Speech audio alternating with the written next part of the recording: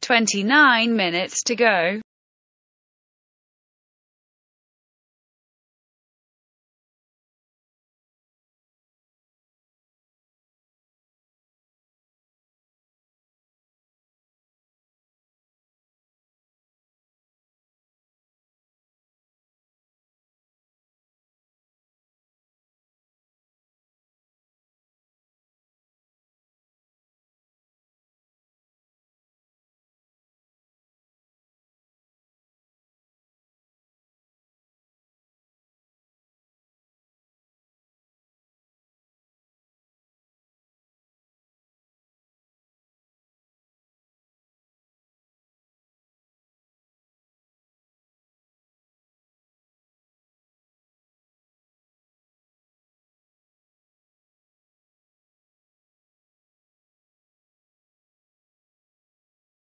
"28 minutes to go.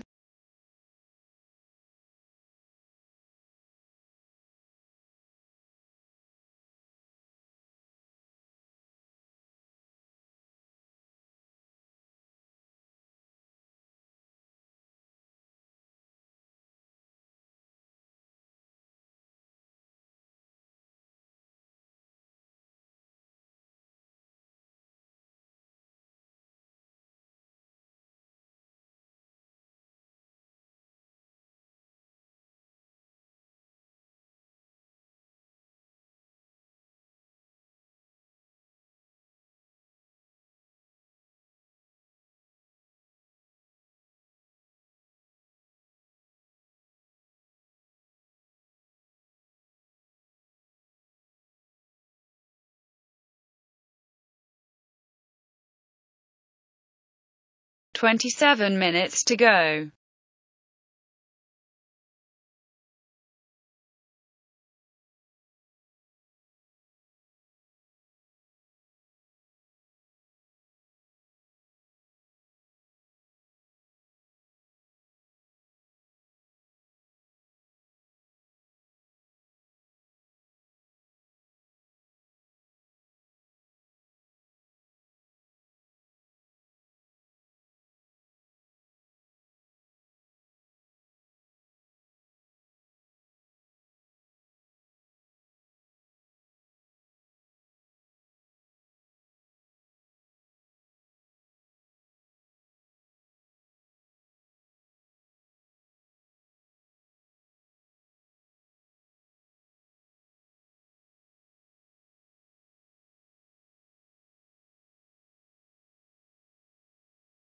"26 minutes to go.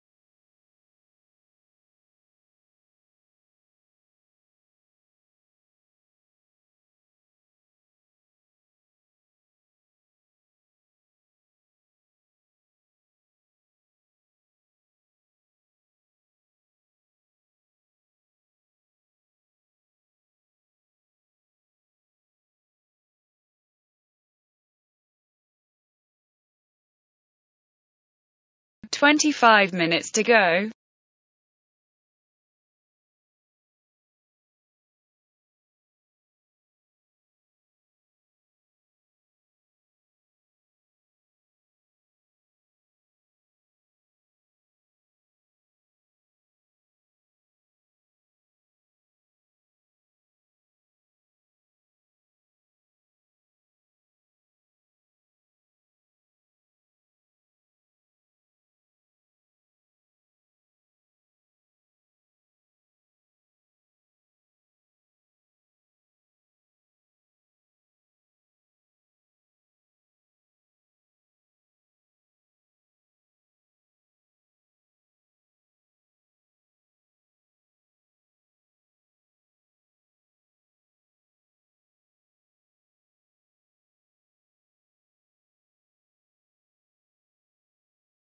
24 minutes to go.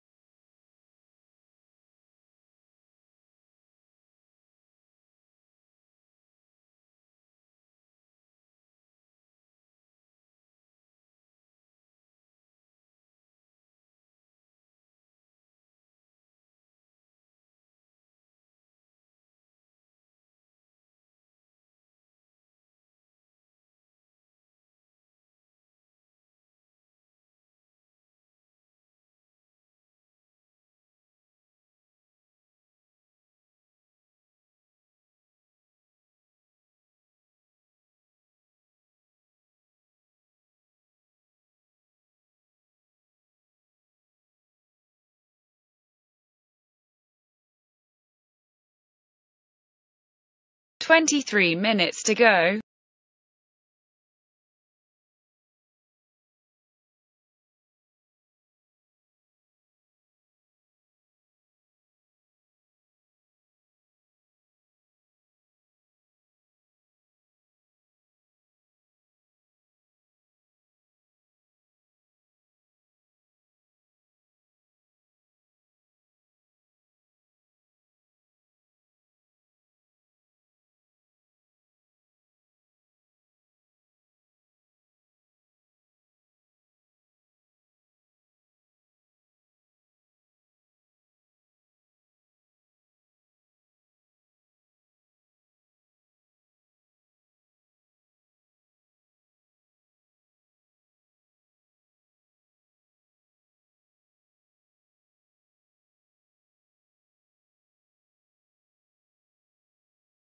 "22 minutes to go.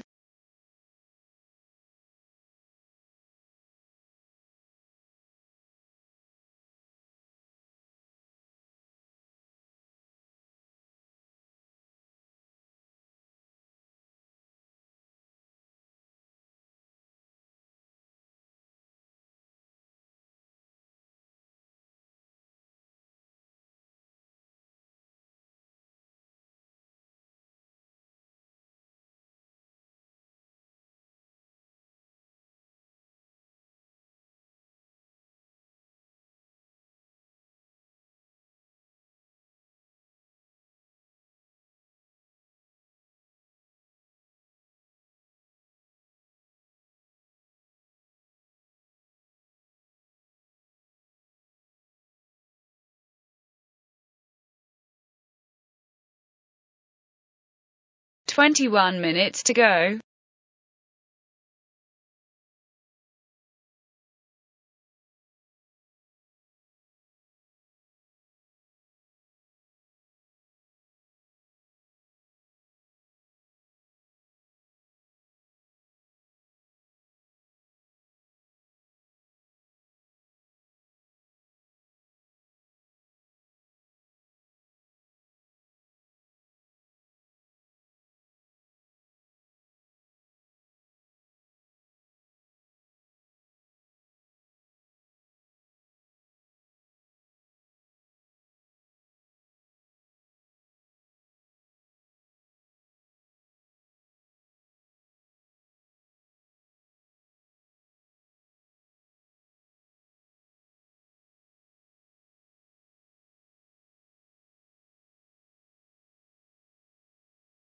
"20 minutes to go.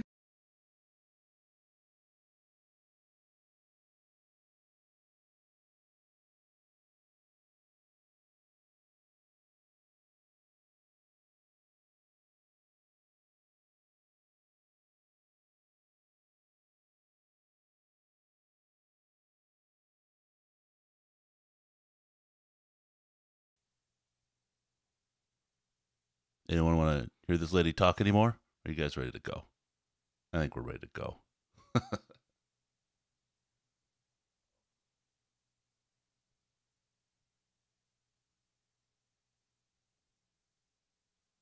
All right, boys and girls. Let's get the show on the road. We lose every week. We lose every week. You're nothing special. We lose every week.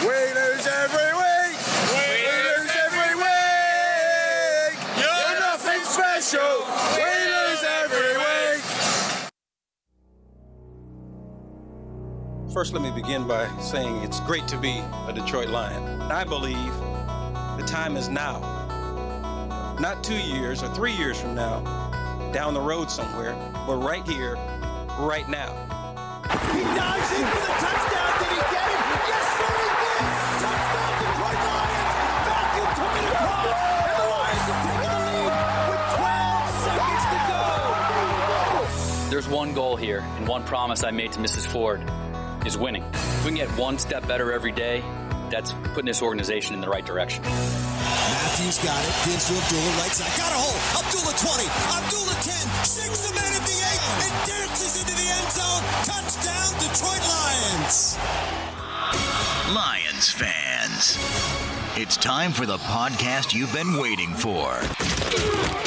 The Detroit Lions Podcast Postgame Show with your hosts, Chris and Case. Hey, howdy-ho, Lions fans. Welcome to the Detroit Lions Podcast. This is the live post-game show.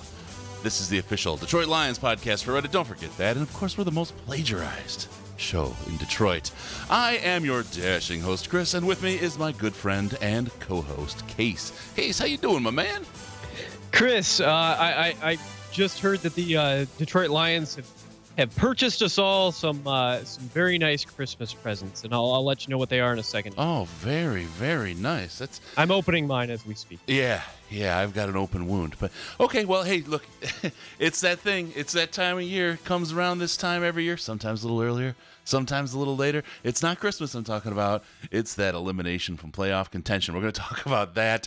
We're going to have a roundtable, and we're going to be taking your calls. Of course, we have a big show. It's a great show. And it's going on right now. Case, you ready to go, my man? Oh, Chris, it's just what I've always wanted. Total and complete embarrassment. Okay, hold on. This is the live failure. Okay, guys, sorry about that. We're going to kick this. We're going to do this part real quick, and we'll pick it right up. Let's kick this off and break it down. Only live listeners know what happened there. All right, time for some quick announcements. Please check us out and help us out on Patreon. Special thanks to Dylan from Guam. I don't even care where he is anymore. Yeah, it doesn't matter. He's in Japan. It's always Guam. We're fixing that. All right, Michael, Matt, Eric, Joel, and Joel the Muff Muncher, too. Nick Noodle, Jeffrey, Brendan, Benjamin, Justin, John, Ross, Matthew, Morgan, Peter, Randy, Matt G, Kalen, Scott, Greg, Lucas, David, Richard, Bryce, Chuck, Nasty, Fight Me, Case, Mike, K, Floundericious, Ryan, Zach, Gina, Miak, Malcolm, Dan, Gary, Peter Von Panda, Skylar, Mario, Lucas, Tim, Nicholas, Jesse, Pilo, and of course our very first donor, Mathis. Also want to call out our newest patrons, Wingsfan 1, Jason, Ryan, Cameron, Paul, Taylor, Adam, and we got a brand new one, Case, just as the Lions were eliminated. He jumped on the bandwagon. Ken from Michigan, thank you so much across the Twitter machine. And we just got some big ups from Galaxy. Also want to say hey to Brian B from I Prevail. I think we're gonna get into some songwriting here together, guys. You think about this, we got something there. Maybe it'll work, maybe it won't. We'll see how it goes. You want to join the Patreon club and help the show out? We appreciate those who did. Patreon.com/Detroit Lions Podcast, or go to DetroitLionsPodcast.com and click on the Patreon link. You submit for like $1 a month or more, we'll send you some additional content. And I've been remiss. I'm going to pummel you guys a little bit in the coming weeks as I have some spare time. So Patreon donors, get ready for a download of Chris's minuscule, messed up brain. Also, don't forget to give us a like on Facebook, Facebook.com/The Detroit Lions Podcast. That's Facebook.com/The Detroit Lions Podcast. And check us out on the Tweeter Maker. Get some of that tweeter cheese at DET Lions Podcast. DET Lions Podcast is the very best place to see Case. With throwing up the Yuletide joy. Rate us on iTunes, Stitcher, Google Play, wherever you find us. Those reviews are great. We love those 5-star reviews. Thank you, everybody. Thank you for that little compliment there, Tactical Napper. In the live chat, you guys, you got to listen to this live. That's where the fun is. Don't forget to leave us a voice message via Skype, Detroit Lions Podcast, all one word, or call us on the Lions line, 929-33-LIONS, 929-335-4667. Go over there, leave us a message, and you get a chance to hear yourself on that weekly show. This is no time for a quick release. We're going deep. Oh, my goodness. Bryce, writer Bryce, he's in the live chat. He says it best. I want to be dead. That was a complete shit show down in Cincinnati by a team that has no right to even be mentioned in the same sentence as the word playoffs. What an absolute abject failure. Does that sum up the game case, or is there more we need to say? Complete joke. I remember last year, early in the year, we had that loss to the Bears, and I think, you had to talk me into coming on the post game. Yeah, because I was like, it was the worst performance I'd seen from our team in a long time at that moment in time. This is on that same level. I'm not as brokenhearted as I was back then because I already wasn't expecting the Lions to make the playoffs. And there is some degree of silver lining in this game that I think, it creates some change. But just in terms of how embarrassed I am, how terrible this was, like, who are these guys and what have they done? I think there are three players, and we can get into that I think had good games. Everybody else was fucking terrible. Mm-hmm. And guys who've been really good were terrible. Mm-hmm. So that I don't know how to explain that. The only explanation I can come up with is the weather, and this team is notoriously bad in bad weather. But I mean, it wasn't that bad that this should have been the result. So this was like, I don't know how to explain why they were so bad, because you get a level of expectation, and on a week by week basis, they, either exceeded or disappoint by, a small margin. To have a game where they underperform by this much is just, it's a little shocking to the system, and it makes it hard to explain how did this happen? How? And right now in this moment, I don't know the answer to that. Yeah, and right now the pitchforks and torches are flaming on the Fire Caldwell thing, and we're going to talk about this, and I've got a viewpoint, and this, we've told you guys this. We don't set up fake arguments and that kind of bullshit. It's straight from the heart, right? We tried that once, and it failed miserably. It's got to be real for us, or we just walk away from this thing. That's just the way it's got to be. But I've got a point on this that's a little contrary. I agree. I want Caldwell on the street. I want to be the guy that serves him a scoop of soup at the homeless shelter, to be frank and honest about the situation. But it's not going to happen. As hard and terrible as that is, it's not going to happen. And I think the real conversation is about what that's going to do to the team. In case, I know we'll disagree on this in a little bit, just because we had a little pregame 2-minute kind of back and forth about what we saw. Mm-hmm. So we'll talk about that. But right now, everybody is all about firing Caldwell, and I agree. He's definitely not the guy, and it's terrible. I want to put out a quick stat that I saw roll by on the tweeter machine. This is a team in the Bengals that has lost to the Bears and the Vikings by a combined total of 67-14. They put more points on the Lions than they did combined on the Bears and the Vikings. Mm-hmm. That Lions defense was an abject failure out there today. That was inexplicably horrible. And I know they're not a great defense. The secondary is pretty good. Slay looked good for a while, and then he did not have a good day. And he's one of the guys that had an inexplicably bad performance today. So yeah, it's that was bad. And Lawson going out into the concussion protocol, that is a real, that's a whole bunch of shit. But the team came out flat. They came out in Caldwell's personality. That's just how they've come out all year.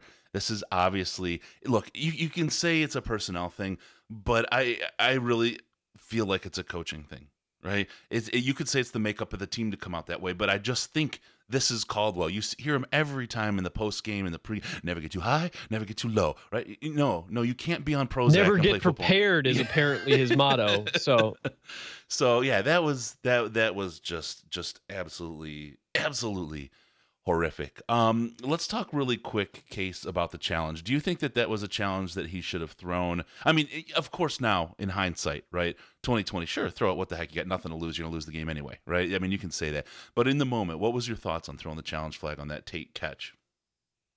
I would have. I'm not an NFL coach. I'm just a armchair, dude with a microphone. I would have. It's not the most, again, I don't feel like that was a horrendously egregious failure. I think he should have, though. So like that in particular is not the reason why I think that he failed the team today. Like that one instance is just one little tiny blip, and to me, that's a close decision. That's a really close decision either way. I can see defending it either way. I think he should have, and I think most people will think he should have, but like that in and of itself is a pretty minor failure. There were so many other major failures that they may not all be as tangible as that. And that's why we point to that, because it's such a tangible moment in the game where, a decision had to be made one way or the other, and you make the right decision, it helps you. You make the wrong decision, it ends the game for you, et cetera, et cetera. He was, trusting that they would have another opportunity to go after something, and obviously that didn't happen. But there were just so many other failures, and so I think to focus in on that one little thing, I think that really is like a short-sighted way to look at how bad he is as a coach. to pick that one thing to be the thing that makes you say, oh, he's a bad coach. No, there's lots of things going on here that are not okay. Yeah. So I guess let's throw the phone number out there now, because I know there's a lot of rage in the machine that needs to get out, and we talk about this. This is a therapy session. I mean, as much for us as it is for you guys, right? I mean, there's Case, when I had to pry him in after that Bears game. I mean, he was even after doing that show, the therapy. I mean, he needed actual real hardcore therapy. He was broken. Not for in like a good 2 place, weeks. man. You were really, really in bad shape there. But it does help. It does help. Call us up, get it out. It's okay. It's okay to be angry. This is a team that I've been angry with almost every season since the late 70s. So we'll open up those lines to you guys. 248-782-8384. 248-782-8384. Or give us a ring on Skype. Use your old Skyper.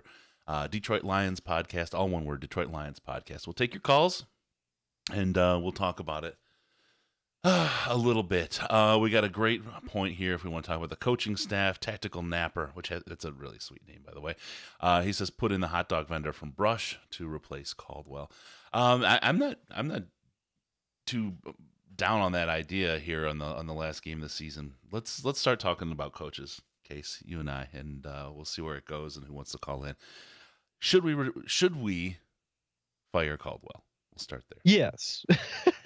But the truth of the matter is that I've been saying that for a long time. I didn't think that Quinn should have kept him on before. I thought that it was kind of a lame duck move. It wasn't that I didn't understand it, because I did understand why they kept him on, in previous seasons, but that he just has such a low ceiling, and it was another example. And if you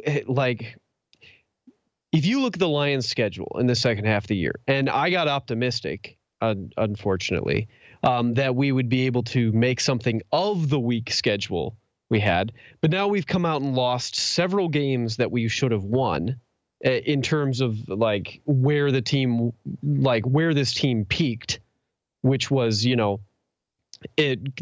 few weeks coming out of the bye.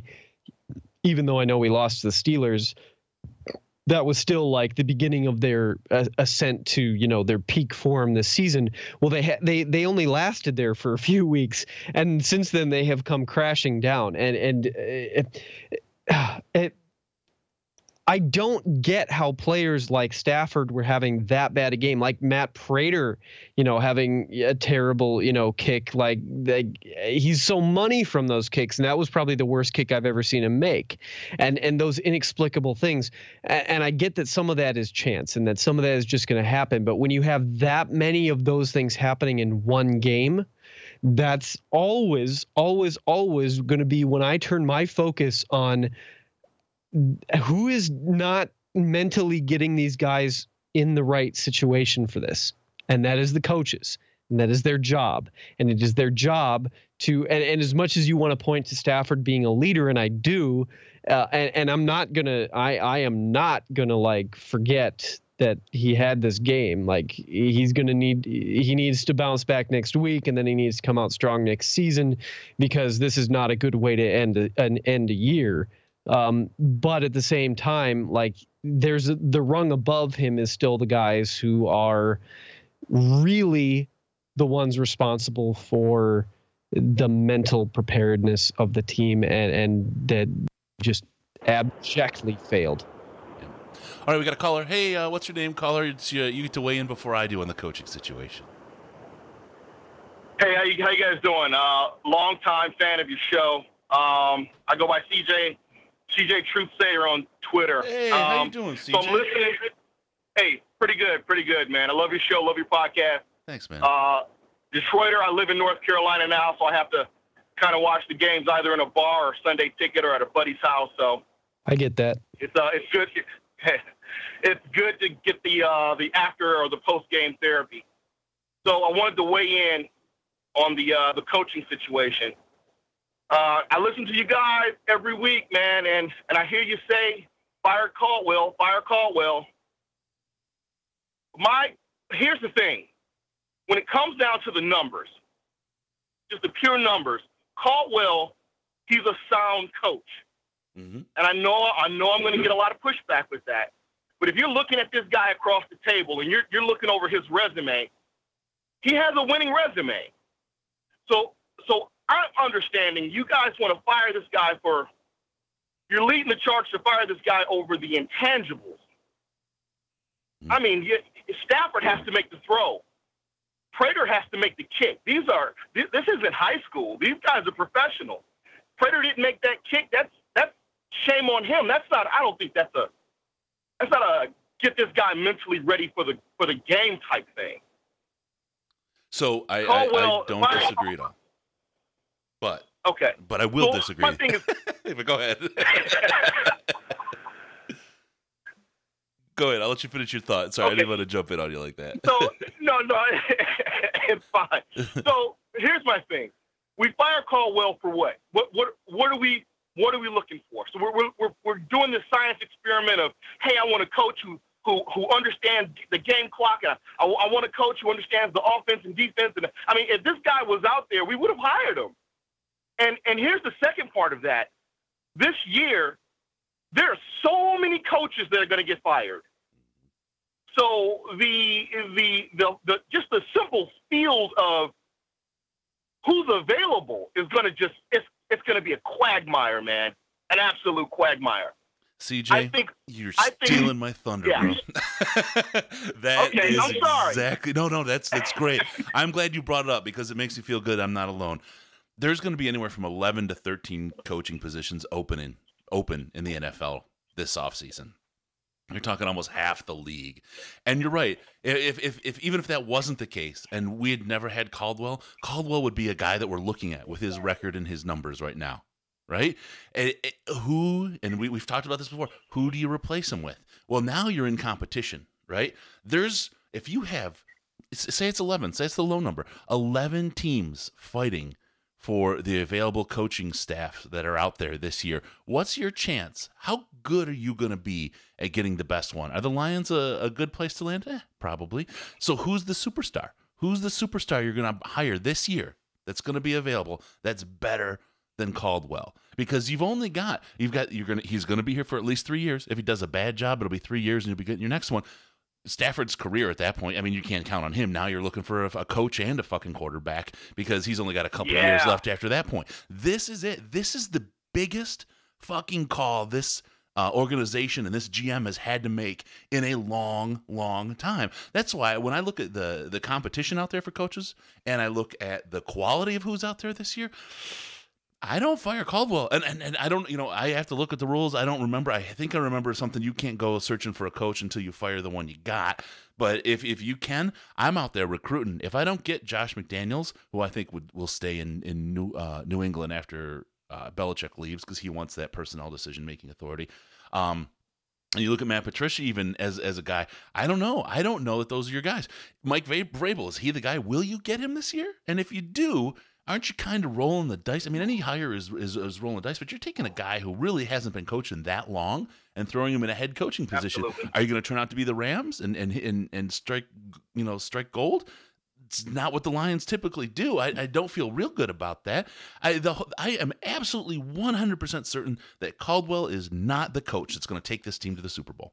I will tell you straight up, that's what I believe. But the timing on this and the who else is out there, who else is being fired, and what the field looks like for talent, I got to tell you, I don't know if this is the year. I don't think Caldwell gets fired. I don't.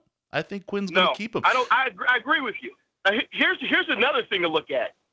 Green Bay and Green Bay about to be in the wilderness. Their team is horrible. If it was, we're gonna talk a little bit about Green Bay later too, and their little snafu Rodgers. But go. Oh my God, yeah. Hey guys, thank you for having me on. I love your show, love your podcast. Keep doing the good thing. Oh, thanks a lot. You guys take it easy. I'm gonna respond. So keep listening, and you'll hear what I have to say about everything you guys just. Will do, Case. Hey guys, take it easy. Thanks, CJ, man. Have a great Christmas. All right. Caldwell is not the worst coach in the league. I don't want to be misunderstood by suggesting that he is. I think he's average. And I mean that. Like there are a lot of really terrible coaches in the league, and everybody hates their coach. Like there's only a handful of teams who like their coach. The Patriots, the Vikings, there aren't very many teams who really think their coach is a good coach. Okay? A few. Mm-hmm. So I get that Caldwell is like an average coach. I don't want people to misunderstand. But as you said, he is not the guy who is ever going to take this team to a higher level. From here on in, I have a hard time seeing them being a better team under him than they are now. He started off at a high point. There was a dip and whatever. They're going to normalize out, and what we're seeing right now, in my opinion, is where they're normalizing out to. Okay? Mm-hmm. Mm-hmm. And so I also understand that by firing him and going after some unknown commodity, the Matt Patricia's, Josh McDaniels is not necessarily an unknown, but how good a coach he'll be in his second time around is an unknown. Going after whoever it might be there's a lot of unknown. I would also point out, how frequently do sure thing head coaches become available? Well, never, right? Because right, exactly. They're sure thing. Every sure thing head coach started as an unsure prospect. So I mean. So I understand, and I think most fans understand that just because you hire a new coach doesn't mean that that's going to be a successful move. It very well may be a downgrade in the end. Mm-hmm. We don't know. But you also, I don't see this year as any different than what's going to be the next year or the year after that, to be perfectly frank. Like, and I'm not claiming to be an expert on all of the potential coaching, candidates that could be out over the next few years.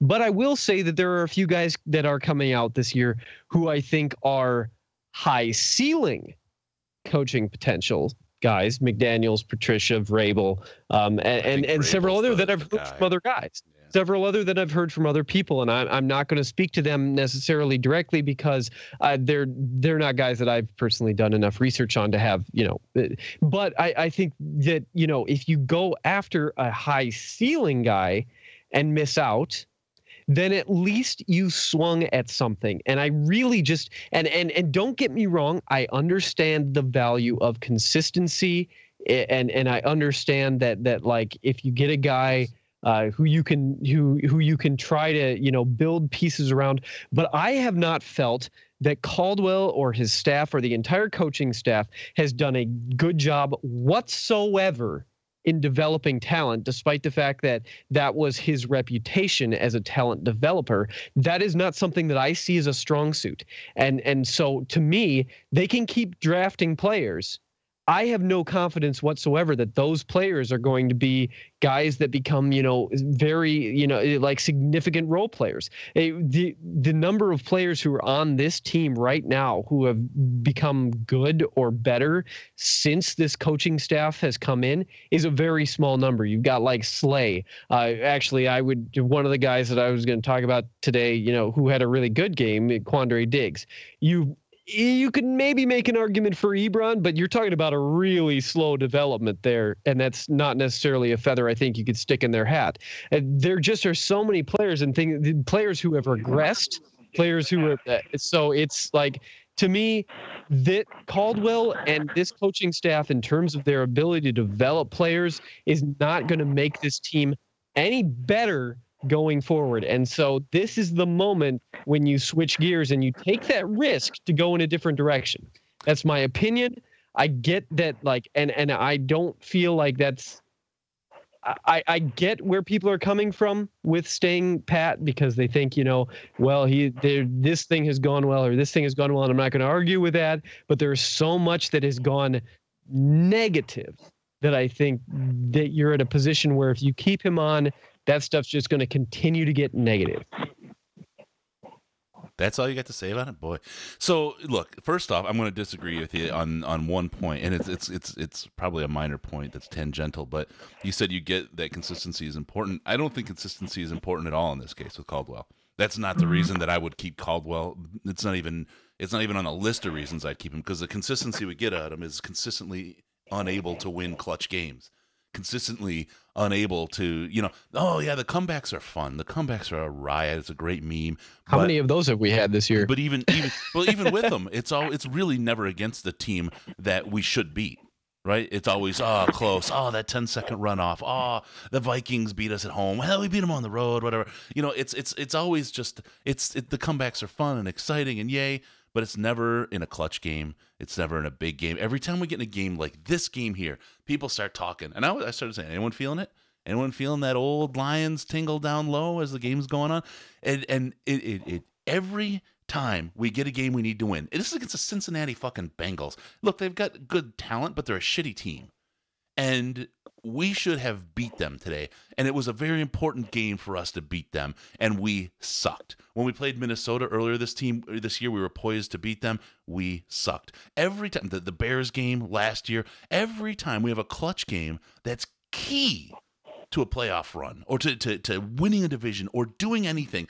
We watched we gave it away against the Packers and watched them win out last year. Every time this team sucks. And we don't need that kind of consistency. We don't want consistency at all. We want a fucking change out of this team. That's why Caldwell needs to go. And that's why I'm 100% on the fire to Caldwell train. But I have to ask, who the fuck, who? Right? Okay, I get it. We'll take a swing. Okay, Mike Vrabel, let's give him a shot. But the swing you're taking is a swing for the end of Stafford's career. Okay? And you've got to be comfortable with it. And I want all the people out there that are saying, especially in the emotion after a game, all the people that are out there are saying, yep, absolutely, just take a swing. That if we swing and miss, they fucking own it and take it and say, you know what? Hey, I was wrong. I told them to swing and miss, and it's my fault. But don't sit there and bitch about the team. Right? Because they would have swung and missed. They would have been the one that brought that miss in as well. Okay? That's all. Because I hear so many people that'll pound the table and say, oh, no, so we just got to fire him, fire. And then we fire him and we replace him with fucking 7-9 bullshit. I can't even think of his fucking name because I'm so fucking angry right now. But Fisher, thank you. We replace him with that kind of shit. And then they say, why the fuck? Caldwell, like when Linehan was gone. Remember how people still think about, why did we get rid of Linehan? Right? Well, they were the same people carrying torches over that. So you just got to own it. Own your decision and go with it. That's all. That's all I care about. So we got a call. It sounds like with all the shuffling and ruffling, it might be Bryce. Is that you back there, man? I want to be dead. It is. How's it going? Bryce Rossler, one of the writers for the DetroitLionsPodcast.com. I recommend you check his stuff out. And we got a pretty hot project going on in the background, too. How you doing, Bryce? What do you got, man? I'm doing all right. You got my tree fitty? Tree fitty? You ain't getting shit. I know it. Okay, so can you guys hear me all right? Am I echoing? No, you're fine. Okay. So when I called in case kind of touched on this, I think he cleared it up for me, but I wanted to clarify. Case, when you say that Caldwell's met his threshold, like that, like 9 and 7, 8 and 8 type of area, 10 and 6 maybe. Are you saying that that's all that Caldwell is capable of as a coach in and of himself, or with the talent on the roster? Because I think that's an important distinction that we'd have to make. Here's the problem. I don't see him developing the talent to get them better. And that's a huge, and I get where you're looking for that distinction, because I don't think that Lions fans are all on the same page about where exactly the talent level of this team is, because we drafted we drafted a lot of guys who came in, and we were really excited about, and guys who we thought had really high ceilings. And so we talk about this being a high talent team, and very few of those players are actually achieving the level that we wanted or thought they would. Players like A'Shawn Robinson, who I'm not saying is a bad player, but he's certainly not, he flashed early this year, and then for the most part, where has he been? He's made a few plays here, but right? I mean, well, and I get that, but he's not the only one. You know what I mean? Jared Davis has had a really rough rookie season. We've got the player in Tahir Whitehead who should have seen some development over the last few years. And maybe you can say he's played better, at the weak side linebacker this year, but he still has the same problems he's always had. And I mean, I could run down the entire roster, and including, a lot of offensive linemen who we've seen, I just don't have faith that this coaching staff can build the talent level that's already on the team to take them another step forward. See, I think that's where you and I disagree, because during Caldwell's tenure, and I'll more reference the last couple of years, I think we've seen several players develop, fairly well. Probably the biggest example of that is Darius Slay. I'm not going to argue that Darius Slay isn't better than he was. Well, that's a gimme. That's a gimme. Darius he didn't have a great game today, but Darius has been lights out for quite a while now. He's one. I think Marvin Jones is one. Yeah, but Marvin Jones was already building on a trajectory. Like, Marvin Jones has gotten it better every year of his career. I don't know how much of that I can attribute to Caldwell. I mean, and you could make that case, but. And he's a free agent. He wasn't a rookie that we drafted. Same with Golden Tate. Golden Tate came here and exploded, but I don't think you can, necessarily credit that to the talent development on our staff. I mean, you can make that case, but coaching, it's not just, and here's the thing, like, everything is like, a lot of people try to make everything black and white. Everybody tries to make it all on the coaching staff. Everybody, most people try to make it on the coaching staff. There are some people in nowhere land who think it's Stafford, who want to put it all on Stafford. But it's usually a mixture of both. It takes a player putting in the work, and it takes a coach to be able to work with that work ethic to develop talent. So I think the coaching staff deserves a little bit of credit for what's happened with Marvin Jones, at least. I think Graham Glasgow developed really well. He's been much, much better this year than he was last year. How about Travis Swanson? There's your counterpoint. But he's been fighting injury. Right? Yeah, okay, but he has not. But even when he wasn't hurt, Travis Larry Warford before him. I don't know. Like, I can run down a whole list. He took a step forward and took a step back. He took a big step forward, though. I mean, that year from when he stepped up right? He took a huge step forward, and then he started getting injured, and you can't tell what's Travis Swanson you have, just like you can't tell what Rick Wagner you have this year, or what TJ Lang you have this year, or on down the line, because people are just hurt across the offensive line. So I just don't think Travis Swanson, just like you can't put Darius Slay in that mix, because, okay, fine, he's a gimme. I don't think you can put Travis Swanson in, because I don't think you have the right kind of data to evaluate that. So I would just say that we have failed at developing offensive line, defensive line, linebackers, running backs. Like there aren't a lot of places that we've had success developing players on this team. See, I disagree with especially the defensive line part. A'Shawn Robinson this year. If A'Shawn Robinson, I'm a little bit disappointed because in that New Orleans game, he looked like he was a franchise defensive tackle. Like I got real excited with his I got excited too. Where has he been since then? And yeah, his problem is that he plays with high pad level. But if you look at some of the technical points of A'Shawn Robinson's game from last year to this year, he has refined his game a lot from year 1 to 2. The way he uses his hands, the way he diagnoses run schemes and determines which way the ball is going on run plays, like he has improved in those areas. And I think some of that is coaching. Some of it is him having a year NFL experience under his belt, getting better in that area.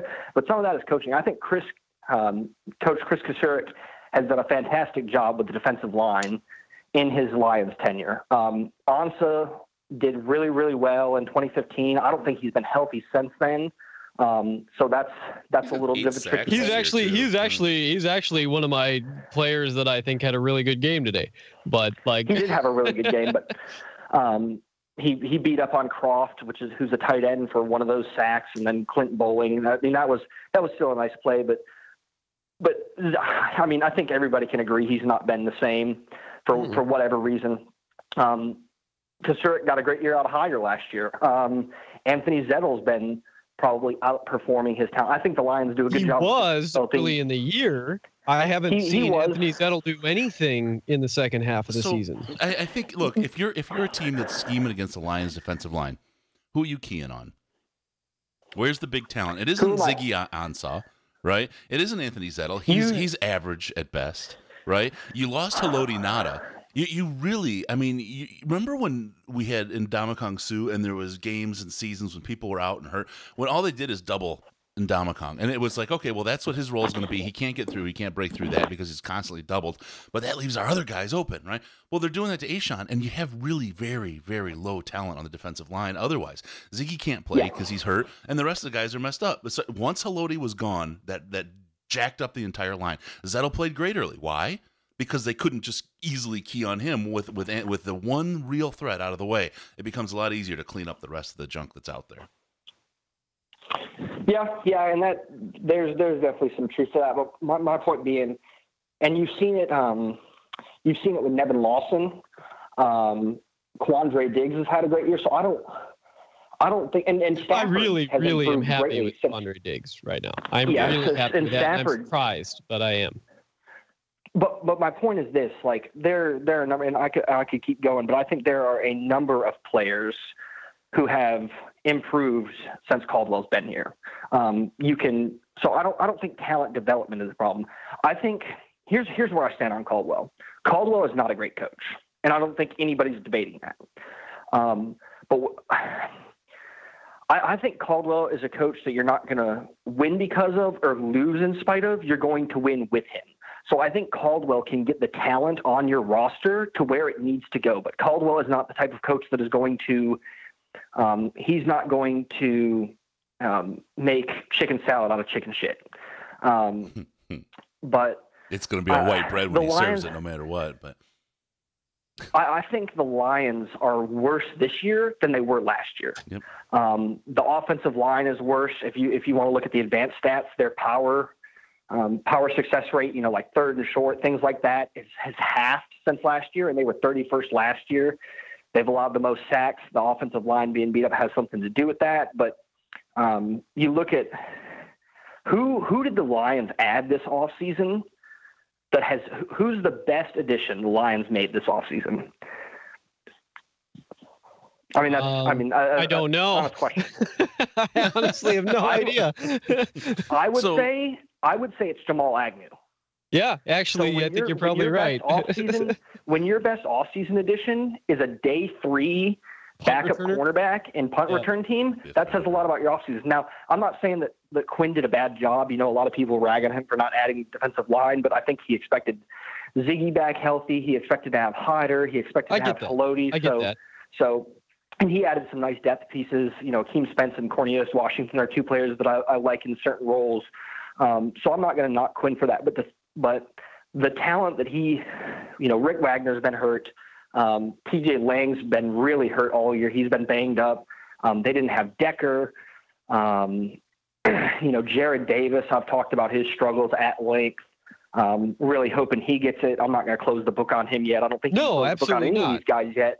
And I don't think anybody really is. But when I step back and I look at this roster this year and look at the roster last year, to me, I'm just looking big picture. I'm saying this team is not any better than last year. In all likelihood, is a little bit worse.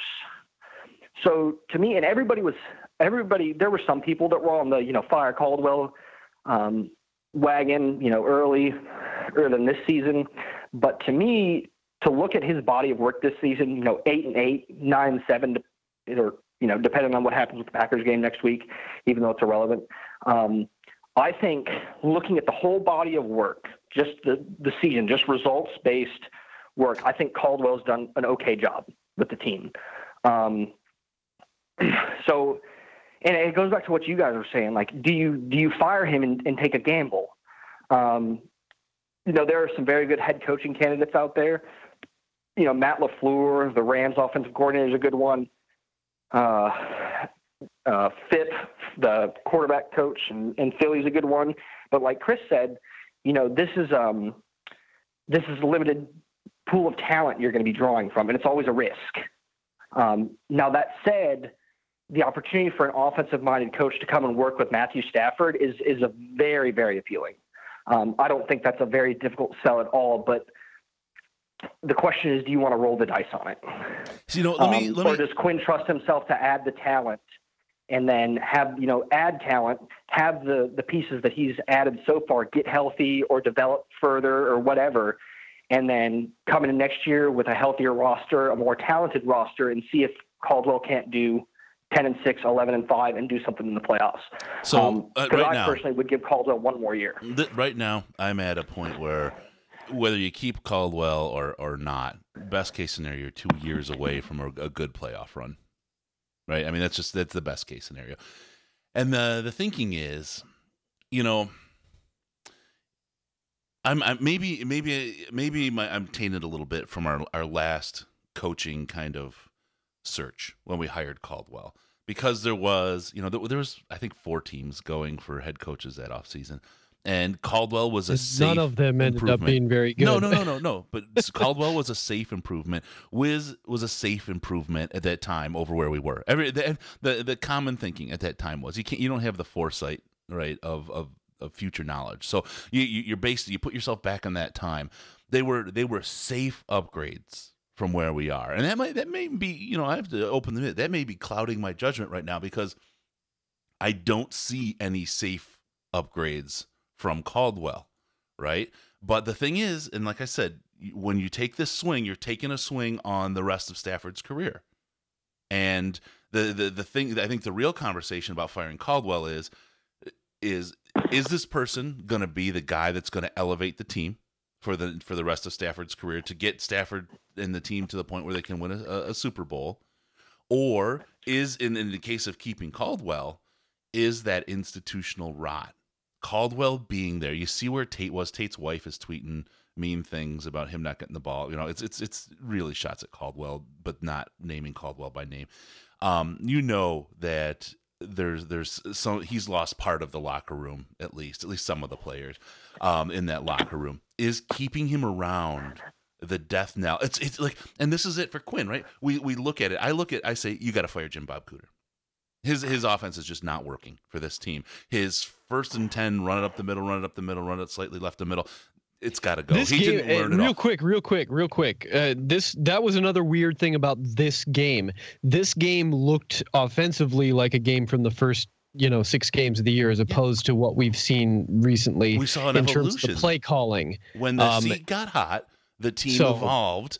And all of a sudden started doing things differently that were successful. Today they reverted back to conservative Caldwell, conservative Cooter. Which we've said that they probably would at some point. But only when they feel safe. And that's the problem. They felt like they could beat the Bengals today. The Bengals were going to beat them. And they played that shitty offense. When they feel safe, they fall back to that. I don't want a coach that has to play scared all the time. So if you think about it, you're like, Caldwell has to fire Cooter, right? He was too late getting rid of Lombardi. Now he's too late getting rid of Cooter. How long are we going to let him see these failed experiments continue? And you have to then extrapolate that up the food chain to Quinn. All right, we're seeing these mistakes happen over and over, not just with not firing his failed coordinators or taking too long to do it, but on failed challenge plays, failed clock management, failed too few people on the field, more than any team should ever do in a fucking season. Once we did it 3 times, was it this year, that we couldn't get enough fucking people on the field for defense? You have a coach that has a string of failures and just missteps and incalculable stupidity throughout the season. It is really, I'm kind of evolving here as we have this conversation. It is on Quinn to fucking fire Caldwell, and he's got to find someone. And hey, tough shit, Quinn. It's a tough job. Yeah, this sucks. That's the nature of the Lions, and you got to find somebody. And I tell you, I still think that they're going to reach into the Patriot organization. You're going to find someone who's been successful. And right now, I'm not a McDaniels guy. I'm not a Patricia guy. And I've been through both of them now in my love affair and then push him to the back. I'm on Mike Vrabel right now. I'm like, he's got to be the guy. If you're going to take the swing, here's a guy who's been successful. Here's a guy who knows Quinn, who knows kind of the same, mental approach to the game, though the system. I think here's a guy you can bring in and could make some things happen. That's the swing I'm after. The rest of the guys out there. I'm just, again, I've been to this point probably because there was safe picks for coaches that were guaranteed to get us better. But Caldwell, we've reached Caldwell's ceiling with this team. If he gets lucky, he may win a playoff game. Oh, he can get us to the Super Bowl, maybe. But I don't think he can get this Lions team to the Super Bowl. I don't think he can get a Lions team to the Super Bowl unless he gets 50 shots at it. Right? I just don't think that that's going to happen. I think we've seen his ceiling in the Lions organization. It's time to move on, and I guess take the swing of the fences. But there's, again, I just say you're swinging with Stafford's career. You've got your quarterback. You've got all the pieces you need. I don't know if I agree with that. You're going to stick with any coach for 3 years. Well, Stafford's only going to be 30 this February. So he'll be 33. And I think 33. What he's saying is if we get after 3 years. Okay, I got you. See, I think you can. I don't think this is as tough a decision for Quinn because he can. I mean, it's tough. Don't get me wrong. Like, I'm not going to downplay the significance of firing a head coach in any situation. Like, that's always a difficult decision, even when it appears obvious in a situation like Hugh Jackson's with the Browns. But I think you can make so. Let's say we do fire Caldwell. I think you can hire a coach, give him 3 years, and then make another run with Stafford. I don't think Stafford's going to be done for another 6, 7, maybe 8 years. On that. I think if you wait another year, then you start pushing that boundary. If you do it now, you might have a chance at 2 iterations of something. And the reason I'll disagree with you is because of the number of hits he's taken and is taking. I think he's taking way more wear, and it's just a matter of time before we get that bad hit. Even the wonderful Tom Brady went out with a ACL at one point, right? I just don't. Well, he's playing at a high level. But that's right. Tom, I mean, that's Tom Brady. That's different, right? You can't use that as the bar to measure by. And I think, and I hate to say it, I don't even want to put it out there in the ether, but there's going to be a year where Stafford gets injured. He's tough as nails, right? Stafford's so tough. He's the odds are, and they're against him. And he's been having a lot of healthy years, the whole Iron Man thing, right? And the way he's been getting destroyed in the backfield, that wears on you, man. That wears on your body. And I just don't see him getting – look, he's not going to only play for 3 more years, right? You'll get another coach. Right. But then you're talking about taking an aging quarterback at the end of his career and trying to build a team around him, right? And then you get your one run. And then you've got to find another quarterback, and that's not building a dynasty. And that's not building out for the long term, right? That's I don't give a shit about a dynasty. I just want 1 year. No. I want a team that consistently wins. I want a team that consistently wins. One run, that'd be great. Yeah, we'd celebrate it. But then we'd go back to this shit? Are you kidding me? That's fucking garbage. Yeah, but I mean, I would rather see them like a Kurt Warner type situation, obviously because like he changed teams, but like a late run type situation than I would like no situation, which is how I feel like it is right now. No one's giving you that option of no situation. But what I'm telling you is it's a shitty place to be to try to build a team around an aging quarterback, because the second he has a bad, especially in Detroit, the second he has a bad game, people are saying to play fucking Rudock now. They're saying, but can you imagine what fucking Detroiters are going to say? An idiot. No, can you imagine what it would be like trying to make a run in Detroit with an aging quote unquote quarterback? It's a recipe for all kinds of other bullshit that isn't good. This is the key. This next coach for this team is the key to finding any kind of success, building a team that can survive in the post-Stafford years, that can succeed in the post-Stafford years. And that's what we need. Now, I'll say this. To your point about the hits that Stafford's been taking, I don't think you could hire Bill Belichick. If Stafford continues taking those hits, you're not going to do anything. If he continues to be the most sacked quarterback in the league and you're consistently behind schedule, you're not doing anything anyway. That offensive line needs – we haven't seen a healthy iteration of them, so I'm not saying that Quinn needs to overhaul it, but if Stafford continues to take those hits, it's not going to matter who your head coach is. Yeah. But I mean, at the same time, like, okay, how much blame do we place the current like status of the offensive line on the coaches and I'm willing to give them some leeway, obviously, because they can't predict these, they can't predict these injuries. But at the same time, like to have him getting hit as often as he is, there are a lot of bad offensive lines in the league, and they're still protecting their quarterbacks better than Stafford is getting protected. So like I'm willing to put some blame on the coaching staff for that, which is another, feather in the get a new coaching staff in here. Maybe that will see some degree of improvement. Maybe that improves his longevity. I think of Riley Reif and how he's succeeded in Minnesota and how he played. Which is exactly what I'm saying. That's exactly what I'm saying. A lot of it sits on the coaching. That's exactly what I'm getting at. So, Bryce, I think we drove this topic into to Reif's. I haven't watched Reif in depth since he went to Minnesota, but from what I have seen of watching Minnesota's games, he's a better scheme fit there. The way he's a better scheme fit for their run game. They use They use a little bit more man and power concepts than the Lions do. The Lions really like to run zone, outside zone. Yeah. Of course, all teams are going to run man and zone schemes. It's just a mixture of, or a question of what mixture and what concentration. But he appears to be a better fit there. I think what they ask. Because what I've seen from Minnesota, they do those 45-degree pass sets, and that's a really when you talk about scheme, the way they ask their offensive tackles to come out of their stance is really big. And some guys are just it's not necessarily a matter of coaching; it's just how comfortable they are doing that. Like some guys just cannot get comfortable doing a certain stance. And what I've seen from Minnesota, Reif, and I would have to watch film to say this with like 100% certainty, but it appears that he is more comfortable in their pass setting schemes than he was in ours for whatever reason. Mm-hmm.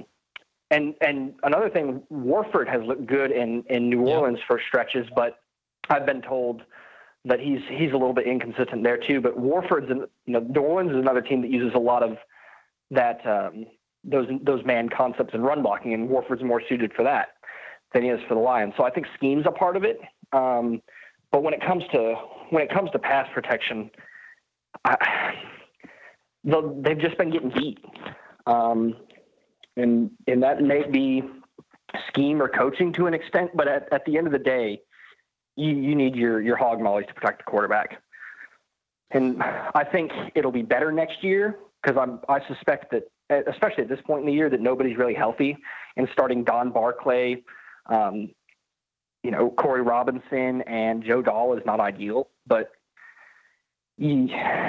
something's got to give there.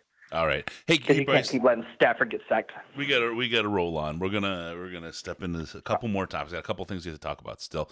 I'm gonna end with I saw a great post in the and I would really love this at this point because of the rage and hate I feel. Somebody posted fire Caldwell during the game. How epic would that be to have him walked off the field in the middle of the game? The fans would finally unite against something and make things. It would be a really like interesting way to finish the season. If we manage to like find a way to be like down 30-0 against the Packers at home with Brett Hundley at quarterback, and they just like get him the fuck out of here. It would be a really like interesting way to end the season. Yep. And I don't wish ill on Jim Caldwell as a person. Like I really want to make that clear though. Like as a person, as a dude, like he's totally cool in my book. I just like, and I can see us losing to the Packers. And I feel like, boy, if I already think it's, I still think it's probably like a 50-50. I still think it's probably like a 50-50 that Caldwell keeps his job based on what Quinn said the other day about, reviewing the situation after the year. So like, I do believe that is a possibility already. If they manage to find a way to lose to the Packers, I don't see how he comes back from that. So another just came in from GB Chris 12, big post in the it's from the Twitter. It's in the sub. The title is Rev Up the Golf Carts, Boys. Martha Ford's in action, and it comes off a tweet from Dave Burkett. Lions owner Martha Ford did not respond to a question about Jim Caldwell's future as she was driven in a cart past the Lions locker room. Now, not responding doesn't mean anything, right? You could be like, "Hey, Martha, you gonna fire him?" Right? And she just didn't even look and kept going. But fire up your Nerf gun there, Martha. It's time. It's time to take him down. Yeah, I you know what? I'm just in a fit right now. I'm beside myself. I'm getting more and more to the to fire Caldwell now train. The more I think about the damage that he will continue to do to this team if he stays with us, the more. Yeah, and I apologize to Bryce. I just don't agree with him. I just do not agree that we've seen talent development. Yeah. Well, don't apologize. It's okay to have disagreements and further the conversation, but calling someone an asshole. You asshole. That just doesn't work. Hey, caller, how you doing? What's your name? Hey, guys. This is Arthur, Melcher23 on Twitter. Arthur! I owe you a message, man. I know. Don't beat me up here, okay? No, I won't give you too much crap just yet. No, guys. I don't have a lot in me right now. There's a couple things I want to talk about, though. One thing is, oh, man. At the last caller, seemed like a nice guy and all. But this is how bad Caldwell is. It always starts with he's a nice guy, right? This is like a Jeff Foxworthy, bit here. Caldwell is so bad that even when a slap he calls, it's got a Caldwell just fan. This guy was a fan of Caldwell. It was obvious, right? Even when he calls, he has a hard time. You can't even spit it out. That's how bad Caldwell is. You can't say he's good. It's a buts and uhs and oh, but just reaching, going for the bottom of the bag, seeing what you can pull out. There's nothing, man. Here's your sign, right? Is that what you're saying? Yeah. Oh man, it's like, and I guess I'm being a little, okay. I gotta put my emotions in check. Game just ended. I know. Okay, it's hard. It's hard today. Man. I'm sick of the disclaimers, though. Yeah. Can we stop with the fucking disclaimers, please? He's not the worst coach in the world. Okay. We got it. He's not the worst coach in the world. All right, that doesn't, I live on disclaimers, man. I can't. Oh my God! I just like, and it's like, and guys, with this thing with like, and this is another, I think we all do this though. We all kind of, at the end of the year, we're all like draft gurus, right? And then we're all, at the end of the year, we all know what assistants are good and bad. Well, nobody knows every single year. You want to know why? We don't think that there's a quick replacement because either you failed, you're unknown, or you're coming off of like 10 years of not coaching. There's only those three guys out there right now. Mm-hmm. There's no guys. We're not going to get Bill Belichick or McVay or somebody like that, whoever's in the playoffs and takes a deep run, or Zimmer or whatever. I don't even think Zimmer's that great of a coach, but that's neither here nor there. But you know what I'm saying? So, no, there's not nobody that you're going to be.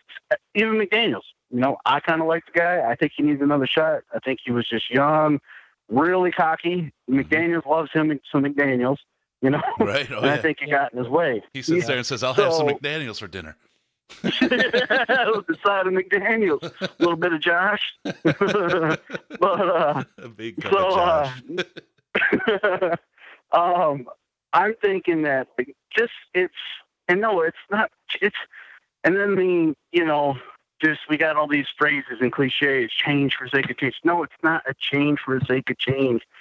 It's just time to move on. That's it. That's it. It's just time to move on. Yep. Yeah. And I'm, God, at least there's that, right? At least there's that. I do want to touch a little bit with Stafford, like Chris mentioned it earlier. And you're right. We really, really have to be careful right now. And I trust Quinn for that. I think he's a smart guy. I think it's easy to start, second guessing the GM when your team's not doing so hot. But let's take a step back. I don't think anybody thought this team was going 16-0. I thought they'd make the playoffs, but I also wouldn't have bet my house on it, So let's just, I trust in him that he's going to make a good call. I don't know if it's going to be the right call. Nobody knows if it's going to be the right call. Nobody knows if it's going to be the wrong call. But he's going to make a good call. It's going to be coming from a good football mind, in my opinion. So whatever happens, we'll see. That's a great point, because great GMs, great coaches, great people at all levels of the NFL make mistakes and maybe miss calls that they could have made, right? And if you evaluate them on a single call, you're all wrong. It would be, and I got to go back and just do a quick plug about Dan Orlovsky, right? Because he's going to be co-hosting this week on the show. But I mean, if you evaluated Dan Orlovsky on a single play on that safety, right, you would completely miss the body of work and the great things he has done as a backup and as a quarterback in the NFL and throughout his career. He's only 32 people in the world in a year get to play as a quarterback in the NFL. You say 64 if you want to talk about backups, right? That's not very many people, and he's good enough to do that for 12 years for a 12-year career. Mm-hmm. That's a pretty good run. You've got a pretty impressive dude there that's doing that. And if you were to evaluate him solely on that single play, you would miss it, right? So Quinn could could make a mistake here, and it could be costly, and there's going to be consequences for that kind of thing. But it has to be the time to make a move. And you're right, trust in Quinn, because he's made, every call hasn't been perfect. He's made a lot more right than wrong. He's certainly no Martin Mayhew. He's no fucking Matt Millen by any stretch, right? He's done great work out there. And look, we talk about it, and I've kind of evolved just through this show about my thinking about when the timing on the coach change, right? I knew he had a change, but when was the issue for me? And I'm certainly pushing more sooner than later. And saying, you know what, we got to trust in Quinn. At this point, we've got a great football mind, and you made a great case. I do want to really quick. There's a tweet that came through, and I'm sorry, I gotta hit this really quick, and love to get your get your thoughts on this, Arthur. A'Shaun Robinson is not a big Twitter guy, right?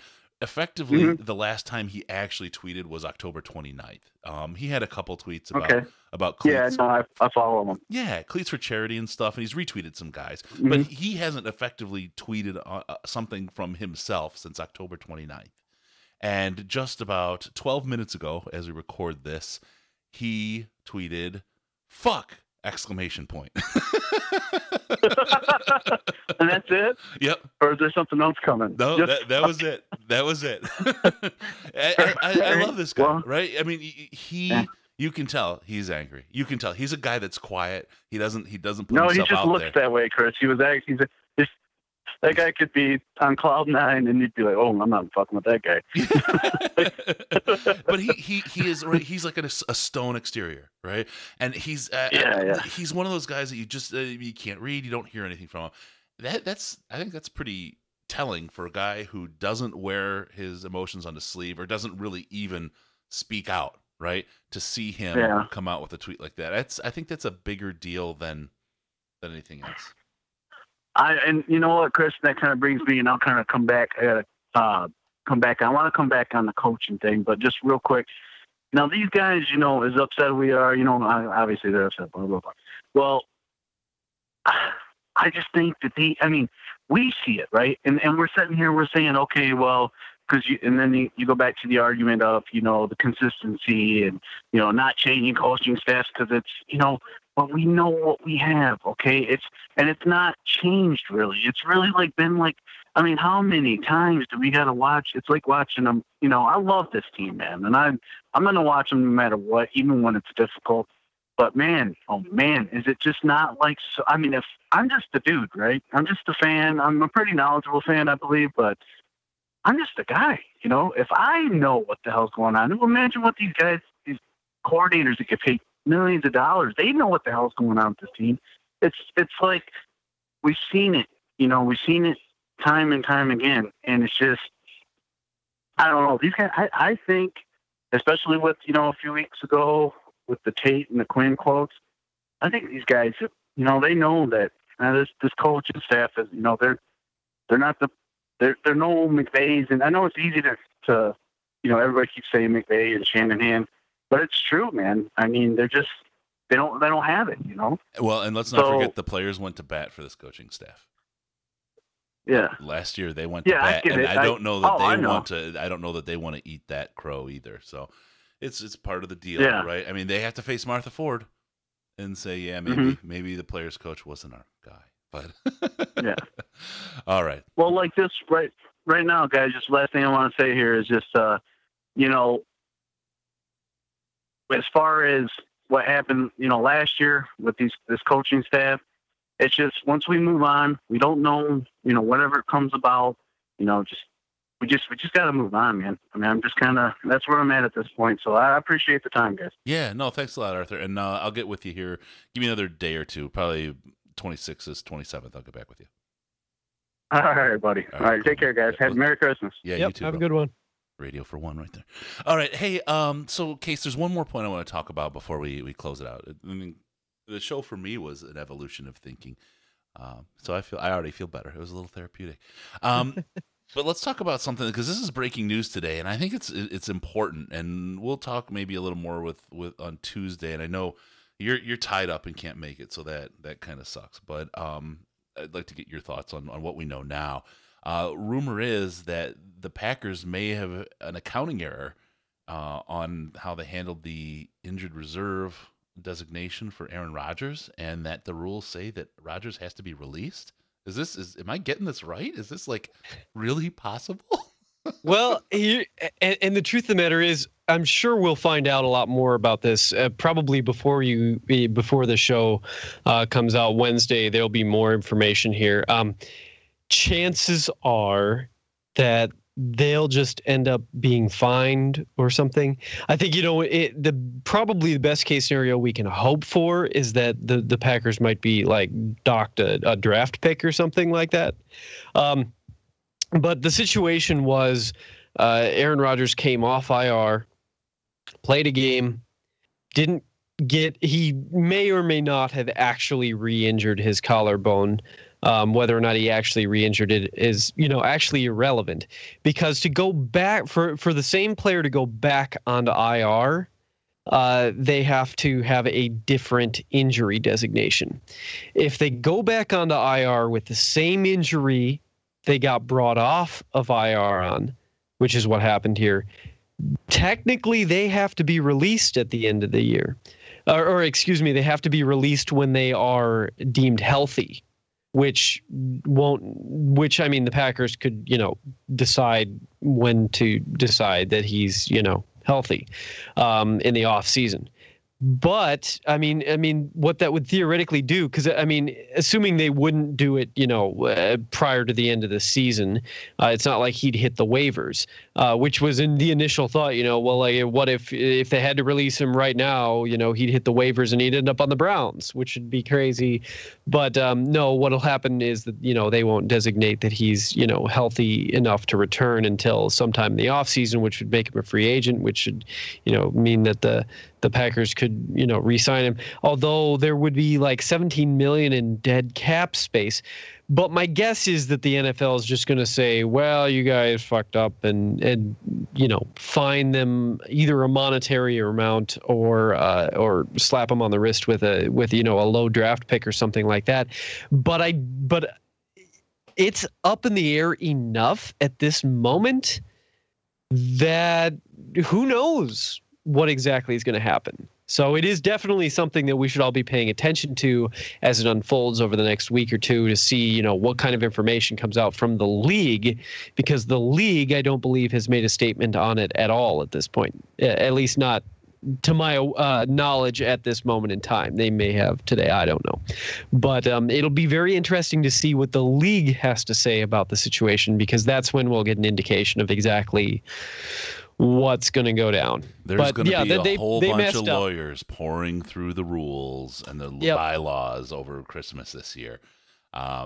This is going to come. It could end up costing them like a 2019 draft pick if it goes to courts and all these kind of things. So right. Oh yeah. It's got the potential to. I mean, this is like. I mean, everyone uses this comparison, and maybe it's just too easy to make. But like when Watergate broke, right? It was just a little thing, a little like pinprick, right? And then all of a sudden it blew up in this giant thing.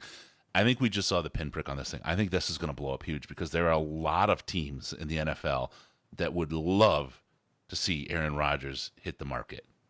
Just including boom. us. No, absolutely. Yeah, I would love that. Reasons, How sweet right? would that be, man? For a whole number of reasons. Not only would the Packers have to eat $17 million in dead cap space, they'd lose their franchise quarterback and he'd go out of division. So unless the Bears got him, the Vikings or the Bears went after him, which would be ugly as well. But they would, right? They would. But there's all kinds of things there's a whole slew of things that have to happen. I think the Jaguars would be a great fit for Aaron Rodgers. Great landing pad for him. I'd love to see the Jaguars get good. No, that's it. And so this is going to be hard because the NFL is going to have to make a call on this. And who was it? The tight end from the Broncos, Elvis. Is Elvis? Wait, no. Well, Elvis doing the fax thing. Yeah, the defensive. Yeah. The whole fax thing. He didn't get picked up, and the whole thing. That was an accounting error, just like this thing is with Aaron Rodgers, and it was enforced 100%. This is going to be. This would be bad for the NFL. Like I think like the NFL is going to see this as bad for their brand. So no matter what happens, it's bad for the right. brand. So like that's why I suspect that they're just going to get slapped with some kind of fine or lose a draft pick or something like that, as opposed to actually enforcing that they have to make him a free agent. So yep. I see a modest lion in the live chat saying that the Browns need a quarterback. The problem is we'd still have to see that stupid pedophile mustache in the preseason every year when we freaking play the Browns. Yeah, right. With that for a quarter as opposed to 8 quarters a year, that would be all right. Yeah. Okay. All right. Well, I think that's going to do it for us this week. Great live showcase. Great job. I'm glad we went early. And one more game, one more live show, and then we're thinking, you can hit us up with ideas as well. Thinking of other ways and other times to do some live shows with you guys. So let us know what you think. We're going to keep brainstorming some stuff out here. But for now, that's going to do it for this week. Remember, hit that subreddit. Let us know what you think of the show. We're looking for your involvement and your help to help us make this show better. Also, don't forget about us on Patreon, patreon.com/Detroit Lions Podcast, or just go to DetroitLionsPodcast.com and click on the Patreon link. We've got stuff coming for those Patreon people. Just $1 or more a month, and you'll get access to that great content. Don't forget to check us out on Facebook, facebook.com/The Detroit Lions Podcast, facebook.com/The Detroit Lions Podcast, and on the Tweeter Maker. That's where we make that Tweeter cheese at DET Lions Podcast. DET Lions Podcast, best place to see Case. With no pants on. All right, don't forget, we talked about it a little bit. We got the Amazon, we got the Fanatics, we got your SeatGeek, anything you want to do, any place you want to go, check it out. Go to DetroitLionsPodcast.com. There's a couple links on the graphics, or you can just go to the main menu and hit that shop link. Those things all support our site, support our show, and support what we're doing. It's a great way to help us out by doing something you were going to do anything. Anyway, it's just an extra click and no extra cost to you. All right, don't forget to call us on Skype, Detroit Lions Podcast, all one word, Detroit Lions Podcast, or you can hit us up on the Lions line at 929-33-LIONS. It's 929-335-4667. Those messages make it on the show, and we get to talk about you a little bit. It's a lot of fun. Also, don't forget to visit on the dailies, DetroitLionsPodcast.com. We got great articles, great content, the kind of stuff that makes you tingle down low. Make sure to subscribe to the podcast while you're there so we can come in your little box automagically. Thank you for tuning in, and we're going to see you the next time on the Detroit Lions Podcast. It's your Detroit Lions and Reddit connection. Let's bring it in here together. Let's go. Let's go, baby. Lions on 3. 1, 2, 3. Lions!